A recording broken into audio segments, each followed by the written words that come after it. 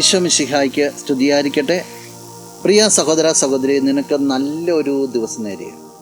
ഈശോ നിൻ്റെ ജീവിതത്തെ സമർത്ഥമായിട്ട് അനുഗ്രഹിക്കട്ടെ. പന്തക്കുസ്ത തിരുനാളിനൊക്കെ ഒരുങ്ങുന്ന ഈ അവസരത്തിൽ പരിശുദ്ധാത്മാവിന് നിറവിന് വേണ്ടി നന്നായിട്ടുള്ളൊരു ദാഹം നിന്നിലുണ്ടാകും. വിശുദ്ധ യോഹന്നാൻ അറിയിച്ച സുവിശേഷം 16-ാം അധ്യായം 7-ാം തിരുവചനം. എങ്കിലും സത്യം ഞാൻ നിങ്ങളോട് പറയുന്നു, നിങ്ങളുടെ നന്മയ്ക്ക് വേണ്ടിയാണ് ഞാൻ പോകുന്നത്. ഞാൻ പോകുന്നില്ലെങ്കിൽ സഹായകൻ നിങ്ങളുടെ അടുക്കലേക്ക് വരികയില്ല. ഞാൻ പോയാൽ അവനെ നിങ്ങളുടെ അടുക്കലേക്ക് ഞാൻ അയക്കും.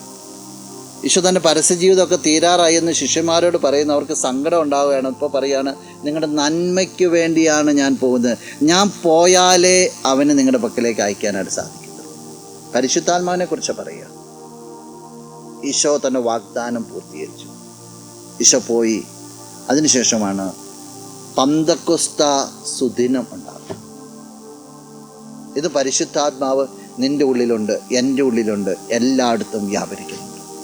നിൻ്റെ ഉള്ളിലുള്ള പരിശുദ്ധാത്മാവിനെ നീ പ്രത്യേകമായിട്ട് ഉജ്ജ്വലിപ്പിക്കണം. കർത്താവ് നിനക്ക് സഹായകനായിട്ട്, നിന്നെ നയിക്കുവാനായിട്ട്, നിന്നെ വിശുദ്ധീകരിക്കുവാനായിട്ട് നൽകിയിരിക്കുന്ന വ്യക്തിയാണ്.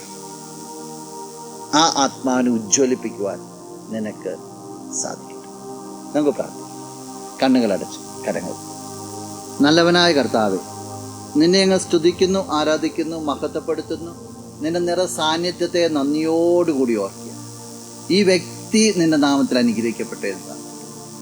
സർവ്വവിധ നന്മകൾ നിറയും. നിന്റെ വാഗ്ദാനമായ പരിശുദ്ധാത്മാവിനായ ഒരു വ്യക്തി പരിപൂരിതനാകട്ടെ എന്ന്, പരിപൂരിതയാകട്ടെ എന്ന് പ്രാർത്ഥിക്കുന്നു.